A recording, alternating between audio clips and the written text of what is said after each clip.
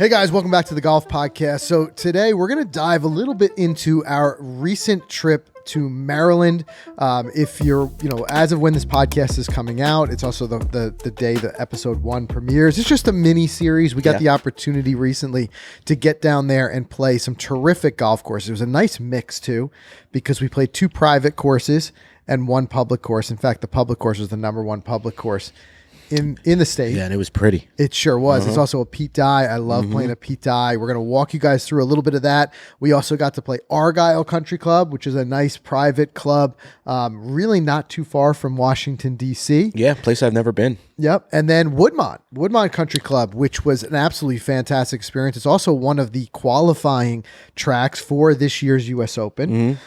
Just a sidebar, believe it or not, it's the second of the U.S. Open qualifying courses that we got to play this year. We were really fortunate. We also played Canoebrook. It was like a 2-week stretch. We did both those too. Right. It was right. crazy. We got to play 2 of the courses, and we played Canoebrook as part of our Road to Pine Valley series, which is coming up towards the end of the summer. So stay tuned for that as well. But it was cool having our own kind of firsthand on the ground insight of some of these U.S. Open qualifying courses and what they're like, how different they are, and things like that. And also for guys like us who are, a 10 handicap around that area, to experience the courses that these guys are going to be playing, trying to win their way into the U.S. Open. I say that in hindsight. We're actually recording this a couple of days ahead of the U.S. Open because we've got some travel and other things planned for next week. But regardless, it was interesting to get to that unique experience of playing 2 U.S. Open qualifying courses. But we're in a minute too. Speaking of U.S. Open, we'll do some of our own picks for the U.S. Open. But let's dive into this Maryland trip a little bit. First, Mike, tell us how that kind of came about. So a friend we met through the Lexus and Links event down in Sea Island, which by the way still goes down as one of my favorite trips. Me too. Sea Island's a place I want to get back to. Sea Island is a special place. Yeah. It's a place I think that needs to be visited once a year, minimum. But when we went down there, we met our new friend now, Zach, as part of that team. And he lives down in Maryland. He belongs to Argyle Country Club. He loves our channel. We connected so quick, on that trip. Instant friendship. We really hit it off. We actually we met him down there. We had dinner, but then we paired up to play 18 holes at Sea Island. And it was just one of those things. Like it just, it's just how it blossomed. We were having fun. It was great out there. And he said, come on down. And he kind of set up this itinerary for us. So we kicked it off at Argyle, his club, 3.5-hour drive. Pretty cool. Really, shockingly not that bad from New York to drive down there. Right. And it was cool. We really tried to, it was only a very short trip, and we really tried to embrace everything we could that was like that Maryland and DC area. We even went to a Nationals game one night. Yes, we did. Which was really cool. That was great. I mean, we had awesome seats. That skybox. We got to go in the skybox. And this is all, like I said, through connections and friends with Zach, who just introduced us to some other people down there. Just a really fun, friendly crew. So we got a little bit of everything. We didn't do the full tourist thing. We never do the full tourist thing. Go stand outside the White House and take our picture. Yeah, like that we stuff. didn't quite get there. We never eat like the local food of the place. We were talking on the way down. We talk a big game. Getting crab cakes the minute I get there. Don't touch them. Well, we do that everywhere we go. Having the time, we're running from one thing to the next. It's more Chick-fil-A. Which one's better? But speaking of like starting off with Argyle, so Argyle. Fun club there. It was challenging. I struggled playing that day. One of my best rounds of the year. It's just like always. We're hot and cold. One of us is good. One of us is bad. It always happens. But you started off really hot. Yeah, I mean, the first hole was a double bogey. So but after that, 9, after like 2, 3, 4, 5, it was par, start to click. I think I shot an 82. Yeah. And the rain came down. But what I liked about this course, because there was a lot of different views. Like some parkland courses, every hole could just be the same. You get to the tee box, it's tree line, green, tree line, green. This, like, I'm thinking coming up 16, and when you get to 17, you're just wide open. You see that beautiful. You see 1, you see 18, and you see the whole clubhouse. Like, everything opens up, and that happened multiple times there. It was like the 4th hole, par 5 on the green. You turn, you could see all that too. Yeah. So architecturally, I thought the place was awesome. We had food beforehand. The food was great. Yeah. It was just an overall great country club experience. It really was, and challenging too. Lots of undulations when we were out there. I'm not remembering what hole it was, but I still remember there was that one. It was like a shorter par 4, and everybody came up short of that little tiny green that was protected in front by bunkers. And I remember I even pulled extra clubs seeing everybody come up short, and I came up short in the bunker. There was something about that approach shot that just so deceived the eye. And we were at 11. I don't know. Was that the one that Mike thought he drove the green, but was like 50 short? I made birdie on that one. No. Yes. That was that feast drivable par 4. Yeah. On the you back. went driver, I think putter. Of course you did. Of course. Of course you did. Like driver Texas wedge. But oh man. It was one of those things that like I saw everybody coming up short, and I thought I made the changes, but it was just still end up coming short. So it's like, those first time you play a golf course woes that you just never, you always feel like, I'm going to put that in the mental bank for next time if I get a chance to play it again. Totally. And just know it, and having that course knowledge makes all the difference. But also it was of our trip, it was probably the one bad, I say bad, it wasn't terrible, but bad weather day where we had that little bit of rain blowing in and out. Yeah, we had a brief moment of hail, but it was never downpouring. Yeah, no, it was never downpouring. By the way, fourth hole, you were in the left rough, and you took more club. You still came up short. You ended up in the bunker. That's right. Oh, was that the really uphill one? You had to hit like a hybrid off the tee. Yes, it was a huge rolling. Yes. Like you had a huge hill, then it went downhill, then it went a valley. It would have killed me if I didn't remember that. Go ahead. Yeah. Sorry. So we all came up short, but then after that, I think that followed was that really nice par 3 over the water. We stuck it. We both did. We both par. played that one really well. But that's the vibe of Argyle. There was a nice mix of rolling terrain, difficult shots that you're going to have, water features mixed in different spots. I think it was, what was the par 5 down the hill? Was that 10?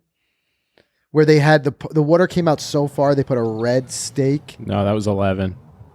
Or no, that was actually 12. 12. Yes, 12. We were both right. Okay. We had the punch back. Yep. So, for example, that was an example of one of like sneaky ways you can get in trouble. And thankfully, because the water, it's hidden by the undulations. Thankfully, they put this big red stick there, and it would just be like, guys, that's how far the water comes out. But just a lot of pretty holes, a lot of spots where we just pop out the camera, take a picture. But it was a good way to kick off our trip. No, it was a great way, because when I describe country clubs, there's country clubs like I like. On steroids, like Woodmont. Woodmont's, on steroids. You know what I mean? Where you're going there but then you have Argyle, which I feel like it's more of a friendlier club. It's a smaller club, but I feel like that's a place that I can go and just play golf and have fun. I got the vibe there that it's a players club. Yeah. Right? And a lot of the guys that we were chatting with were the guys who'd be like, this is the perfect spot to get out, play fast. They'll get their round in 2.5 hours on the weekend or whatever. Exactly. And be back home type of thing. Yeah. And you could kind of get your fix, go out there and play. It was a very playable course. It was a fun course. So you guys will have to wait to see in the video a little bit more about what we did while we were out there. There was a lot of great shots, including I had one miracle shot. 16th hole, man. One miracle shot. Maybe the greatest shot that Frank's ever had. It might be. And it's funny sometimes. You change your game depending on the conditions. And as I mentioned earlier, I was playing really just not well that day. I was not playing. And at one point, the score got away from me. And I'm like, I'm not going to shoot what I want. You don't play well after a 4-hour car ride? Nah, tend to not play well after a 4-hour car ride. So I'm just like, all right, well, it was one of those shots. I was in the woods. And there was a little window in the trees where I could kind of try to put it through to get to the green. And I'm like, any other time, if I had a good score going, I'm not trying that shot, which is so interesting. It's so interesting. Because if I had a good round going, I punch that thing back out to the fairway and then try to get it on the green and either make my par bogey worse. Right. But here, I literally remember being like, I got nothing to lose. Yeah. At this point, I am way past where I want to be as far as the score goes. Let's just have some fun here. And I guess sometimes when you got nothing to lose, you don't have no fear. Yeah. So that's how I play all 18. Right. For the most From part. the first swing, he's playing like he's got nothing to lose. Exactly. Right. Well, in a way, what do we have to lose? We're not qualifying for the U.S. It's Open. true.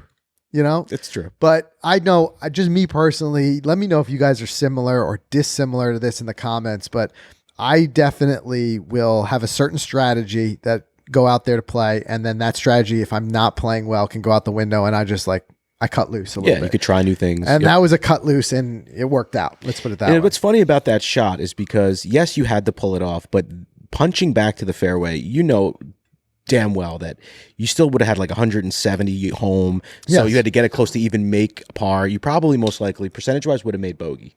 But because you pulled that shot off, you ended up putting for birdie and you made par. Right, but the way my mind thinks, there's probably a 5% chance I pull that shot off. Of course. I pulled that Percentage shot is off, way low right? on that, right. Right. But I've been working very hard on this year is playing smarter golf. But when I say smarter, what I mean is avoiding big numbers more so than making low numbers. Yep. Okay. So I look at something like that and I immediately would say the way I've been playing now, if I hit a bad shot off the tee, you hear the old quote, it's like, don't follow a bad shot up with a stupid shot. Right. Right. That was a recipe for a stupid shot. That was a recipe for a stupid shot. So what I would normally do is play the safe shot back out to the fairway. I mean, it's not exciting golf, but it sure is better with a bogey on a scorecard than a triple bogey. Of course. But I would punch it back out and think, okay, I can reach the green now. If I hit the green, I happen to make a putt, I still make a par. Yeah. Even with a punch out. Yeah. Worst case, I get on the green and I, two putt for bogey. Right. Or I'd say worst case would be I miss the green again, and then I've got to up and down for my bogey. Exactly. Right? Yeah. Versus you're in the trees and you see that little hole and you try to punch it through. Yeah. You missed Worst that hole. case is it's a tree and it's gone somewhere, and now you're still in the punching trees. out. Right. Or it drops and you're playing the same shot again. Exactly. Yeah. Exactly. So like honestly, like the biggest change to my game, I've been playing some of my best golf since then, some of my best scores. The biggest change to my game has just been this mindset change of being like, if I have a bad shot, I'm now firing for bogey on that hole. Yeah. And no worse. Right. I love it. Rather than like, I made a bad shot, how can I make up for it? Yeah. Because I've always done that. Now I'm like, instead of how do I make up for it, be like, how do I make bogey from here? It's so funny how we're so different. You're thinking, how do I make up for it? How do I right? make up for it right away? Right. Yeah. But that's what I'm thinking. Like that can be such a And then I snowball go rolling into down the hill. Of course. For every hero shot we pull off, how many do we do that's the opposite? Right? Yeah. No. Right. Because I'm Right. thinking, like, Yeah. if I shoot the score I want to shoot, I was trying to think of a scenario where I didn't, but go ahead. as a 10 handicap, the score I would want to shoot, I'm thinking, okay, I'm probably going to make a couple of pars out here, 5-6 pars, right? So to make a good score, it would just be not so much make even more pars or birdies, but just eliminate the doubles. Yeah. No, you're right. So I've been focusing more on eliminating the doubles than anything else. I love it. Anyway. And it's been working. Moving I'll tell you on. that much. It has been working. Where we both had it was a tough test, but it was a fun test. Was the next day we played Bully Rock, Yeah. which is a Pete Dye design. Really reminded us a lot of the other Pete Dyes we played. One, for example, is Pound Ridge here in New York. Very Pound Ridge feels. Very much so. Yeah. Love always. I say this every time we play a Pete Dye, but I love the different tee box options based on handicap. It's not just your standard, red, white, and blue tees. There's 5 or 6 tee boxes there. It's really based on handicap, and I think Pete Dye, better than any other course designer, knows how to design hazards and landing areas that fit each ability level. And it's a remarkable, if you stand on the different tee boxes and you think about who would be playing those tee boxes and how far they hit the ball, how different hazards, fairway bunkers, things like that come into play from that tee box. Yeah, Pete's a smart guy. Right. And it's not just like when you play a tee box ahead, it takes all of that out. No, he's got other hazards that are incorporated into that tee box. So it was a gorgeous course. A little bit of a drive north. We had to drive like an hour. Yep. And it was an early tee time. So Yep. we were on the road at like 5 something. It was an early one. It was an early one, but what was cool is if I brought you there, if you were an hour out of town guest and I lived locally and I brought you and I lied and said this was my club, you're my guest for the day, would you think anything of it like that was a public course? Absolutely not. You would totally just believe me. Yeah. With the dining room, with the short game area. It is what it really truly is, which is like one of those like top. At one point, Like a it was ranked the Mansion top Ridge. 100. Yeah. They have all the accolades on the wall when you're walking in. It's top public course in the state. Yep. It's one of the With top. good reason. It's like Right. one of the nicest public courses, maybe Around. like besides Whistling that we've been to. Like I would Yeah. put that up there very high. Yeah, and that's what I'm saying. Like that's why it feels like a significant event playing in a place like that. And it's funny. Prior to that, you and I hadn't even heard of the course. Have The not. one actually right here on the show when we had the Busted Jack guys a couple of weeks ago, they're the ones who put us onto it. Right. We said we're going to be playing down there. They're playing their their Golf in Old Glory, 50 states in 50 weeks, and that was their spot for Maryland. And like, you guys got to check out Bully Rock. They loved it, so we're like, we're gonna check it out. Yeah. But tough course. I just remember there was so many little spots, like the fairways would run off into like the little areas where you could get yourself in a lot of trouble. The par threes were a challenge. We even got a little bit of insight from a guy who had played and caddied there for a long time, and he said it's just very interesting the way the wind works on the course and the way the greens roll in certain spots. And there's certain spots that if you just don't know them, you can get yourself in a lot of trouble. That's quick in different spots, but it's a true test. And I would say like anybody who's in around that area, and it was funny because like a lot of guys we talked to hadn't played or heard of Bully Rock, and they live down there. And I'm thinking like, listen, if you're anywhere within an hour or two driving distance of that spot, it's one of the ones you got to check out. Yeah, I tell people that all the time here with Pound Ridge. It's about an hour and 20. Yep. So if you're in the New York, New Jersey area, go check out Pound Ridge. I think it's Pete Dye's only public course in the state of New York. Yeah, it's one of only two total courses. There's a private Pete Dye out on Long Island, I believe. Yeah. But other than that, New York doesn't have many. And I'm sure Bully Rock is Pete's only public, if at all, in the state of Maryland. I would imagine. Yeah. So I mean, that was a true experience, and I would have loved to go. I'd love to go back and play it, and if I played it again, it'd be great to start on hole 1. We started on 10. Yes. 10 was a tough hole to start. I think the back 9 was hard. They had that long one. I remember hitting 3-wood off the fairway at one point at the first hole out of the gate. Yes. And then when we made the turn and I went to 1, I almost drove the green. Yes. So I don't know what's up with course designers with like giving us these easy holes out of the gate. It's pretty cool. I'll take it. But what's some of your favorite moments? Because we played really well. I think things started to click. There was a lot of birdies, and one of the moments for me, and I'll let you go, is your shot on, I believe it was our 9th hole, the 18th hole, when you had water roll left, and that was that long par 4. Yes. And you needed a good drive and like, what was it, 2 bills to get home. Yep. And you just stuck it on the green. No doubt. That one felt good. Yeah, that was a nice one. There's certain ones like that too, like you really talk about adjusting your game. You really adjust out there too with like how you're playing that day. You know? If certain things weren't working, if my swing wasn't feeling good, I would never have tried that because there's so much trouble. There's so much water on the left side and things like that.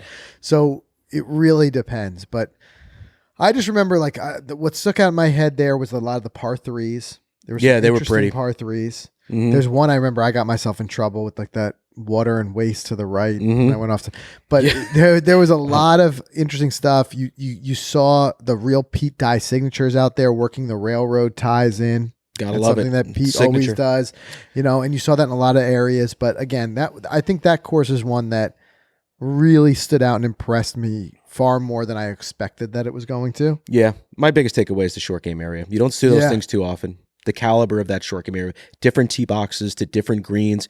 It was like a mini Big Cedars Lodge out in Missouri, like real mini. Yeah. That you could just go out there and get your feel right before you go over to the first tee. You got to respect that in general, and any type of public course when they've got a really good warm up and practice area. And I think the same Pound Ridge, Pete Dye's got one worked in there. There's no driving range was at Bully Rock, I don't think. I don't remember if there was one or we just didn't get to experience it. I wouldn't even saw it. I don't think there was because the short game area kind of was surrounded by that 18th hole and the 10th hole. And there was no real like there might not have been. I mean, we just had the misfortune, like you said, it was such an early morning. We were running and gunning, and we didn't get an opportunity to. But either way, great experience. So let's do this. Let's do a quick break. Let's do a word from the sponsors, and then I want to talk about Woodmont. Because Woodmont was another one that very pleasantly surprised us. I can't believe how big that club is. And then we'll even maybe touch on some of our early picks for the U.S. Open. Done. Let's do it. All right, guys, the hours have been put in, the work has been done, and as the moment approaches, you either fear it or you feel it. For Titleist, it's a moment filled with pure anticipation, the culmination of relentless pursuit of speed in every form. So step up, settle in with confidence. The Titleist TSR is here. And those new TSR drivers, they take everything that made the TSI the #1 driver on tour, and they're packing even more performance in every head, from new phase technologies to CG improvements and aerodynamic refinements. When everything moves the needle, you're moving at Titleist speed. So go to Titleist.com to learn more about the TSR metals and schedule your fitting today. That's Titleist TSR Find your faster. And big thanks to FootJoy, the #1 shoe in golf, because they offer the widest selection of sizes, styles, and performance options of any golf shoe on the market. So some of our favorites recently have been the Premiers, as always, and even their newest version, the Wilcoxes. I've been wearing those a lot. Love them. The Hyperflex Carbon. Love the colors on those things. The pink on the bottom with the yellow. They just really stand out there, and they're super comfortable. I mean, we wore them throughout our entire Myrtle series. And on days where you pay $36, I mean, the feet are what take most of the brunt of all the work out there. So these things were lights out. I highly recommend checking out those Hyperflex and the Hyperflex Carbons. And I can't discount the FootJoy Fuels. Those have been around a little while, but we've been wearing them. We love them. And again, I love the colors on them. So take a look at the entire lineup and trust the brand that's been #1 forever. Trust your game to FootJoy, the #1 shoe in golf. All right, guys, it's going down this week in Los Angeles, and we've teamed up with DraftKings for an exciting offer for the big tournament. That's right. New customers who sign up and deposit $5 or more will receive an odds boost to add plus 1,000 to any pre-tournament wager, up to $10 on any golfer to win the tournament. It's minimum $5 deposit, maximum $10 bet. So download the DraftKings Sportsbook app today and use our promo code Golficity when signing up to take advantage of this offer. So good luck, everyone, and enjoy the tournament. Guys, Rapsodo yesterday, in fact, just announced that the E6 Connect is now available for their MLM2 Pro unit, and we've been using the Rapsodo for a long time now, and we love the device. We've loved the device forever, and here it is. So super portable. You can just take it apart like this. Pack it up in your little case that's in your bag. Take it to the range. Of course, we've talked about it forever, the fact that you can improve and enjoy your range sessions. But beyond that, the fun of E6, and Frank, you and I were looking at all the courses that are available today. Yeah, E6 is really the news that everybody's been waiting for. So we had done a lot of testing when the Rapsodo MLM2 Pro first came out and really verified just how accurate it is. So now that you've got an accurate launch monitor, the next thing is how can I then turn that into the simulator that I've always wanted? And I think the pairing of the two, E6 is probably hands down the best graphics and most realism when it comes to a simulator. So now being able to put this together with E6, you're really now crossing into that line where we've all really waited for years to come now, where legitimately many of us can now have a really valid home golf simulator that's affordable. Yep. The price on this thing is tremendous. At only $799. You realize that, you pair that with E6. It just really is something that we could have only dreamt of years ago. So definitely check this out. Go to rapsodo.com. Check out the new MLM2 Pro. And if you've got your new MLM2 Pro, you can rejoice in knowing now that the E6 Connect is there. So update your app. You get to dive into it. And like I said, there's going to be a lot of fun to be had with this thing coming up real soon. So go check that out.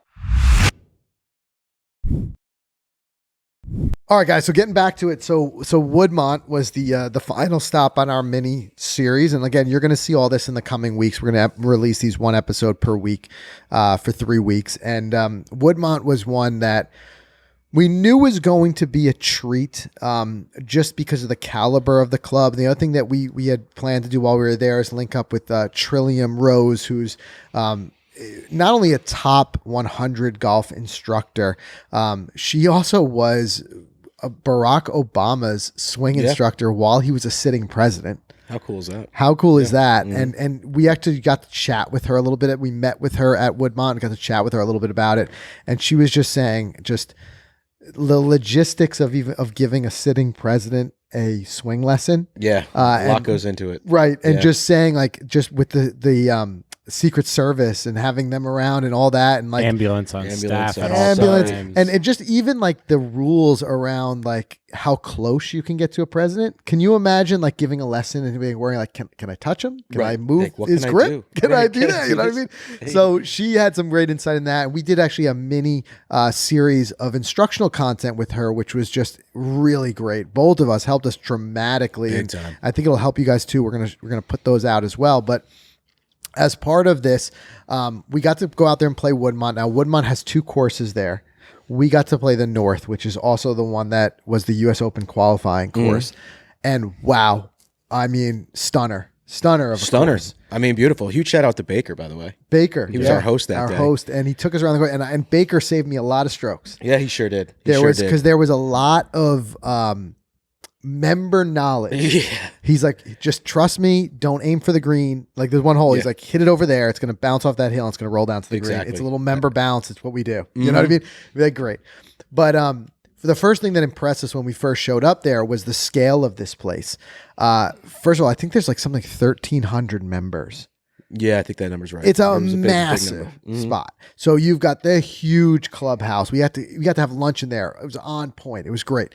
Huge training facility, which is where, Trillium works out of. A range that's so big you're hitting in both directions from both sides. All there grass was another range. Full TrackMan range too. Full TrackMan range, right? With the TrackMan technology, but right by the first tee, there was another short game range area with multiple greens. Yes. Separating the two courses. A short game area. And on top of that, they had a little 9-hole par 3 course called the Loop. The Loop. Which you could go out and called play. It the Chirp. I was thinking the Cradle and the Loop. I just mixed them together. Yeah. And somehow got the Chirp. That math doesn't add up. 2 + 2 is 5. What time is it today? Yeah.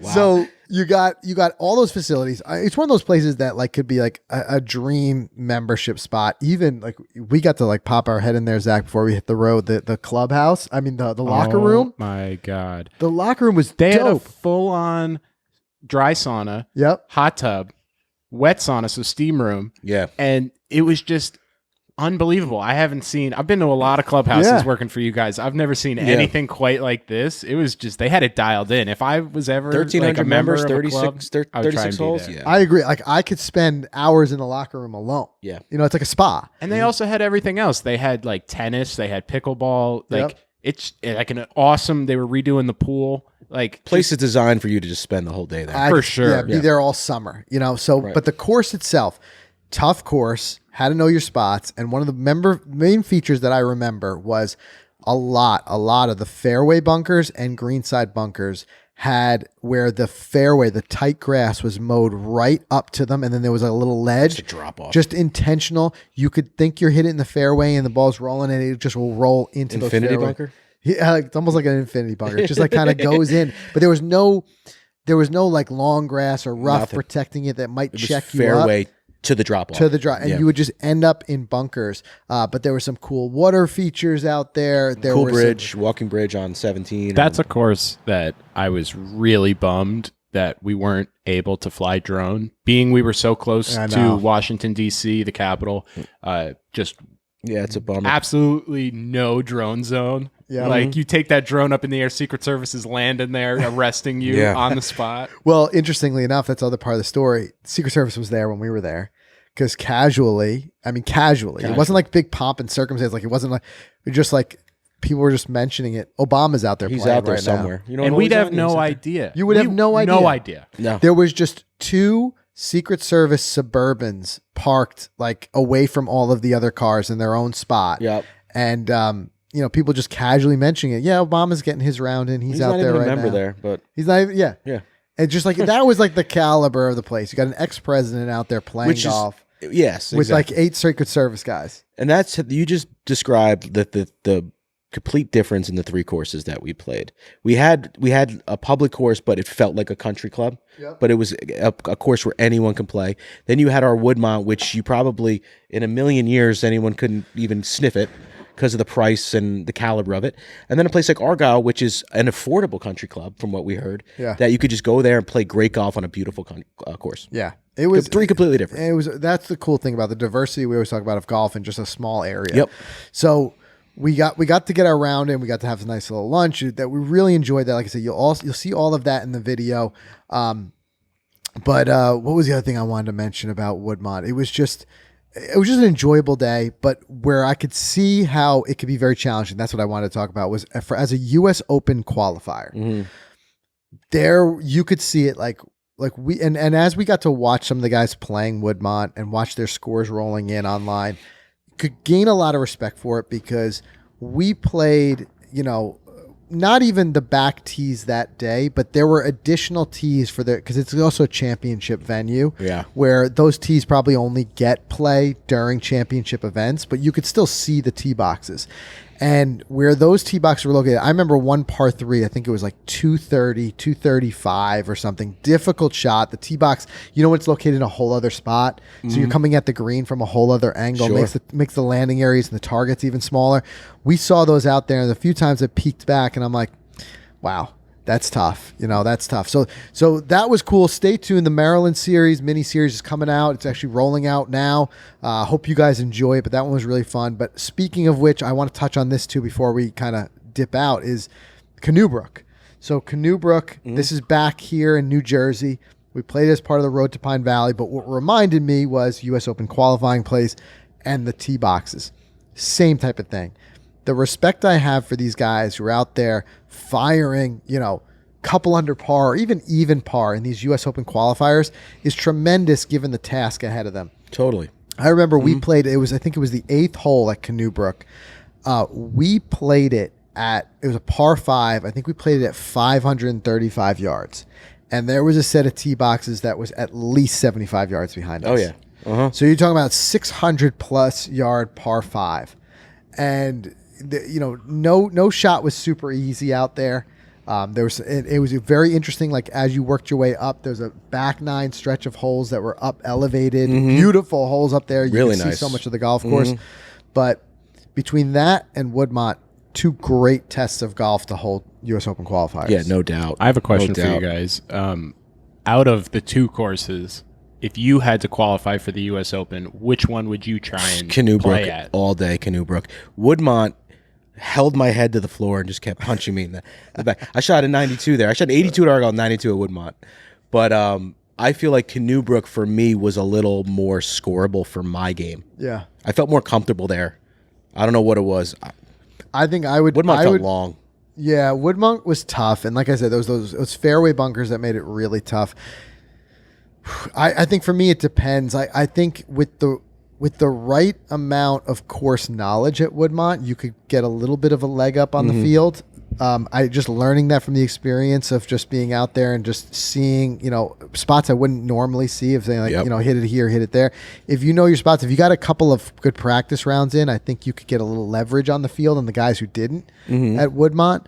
But Canoe Brook, that was a fun course too. I just remember one thing I remember at Canoe Brook, fast greens. Yeah. Out of the 2, I'd say Canoe Brook's greens were faster.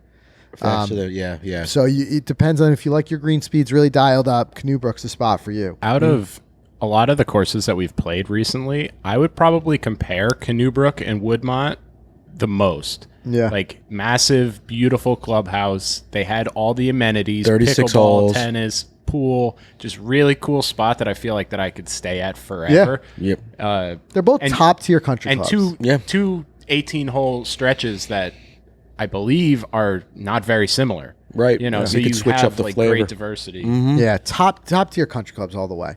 All right, so stay tuned for that. We got the Maryland series and the Road to Pine Valley, which we're going to be filming over the next couple months, and that'll be out later this summer.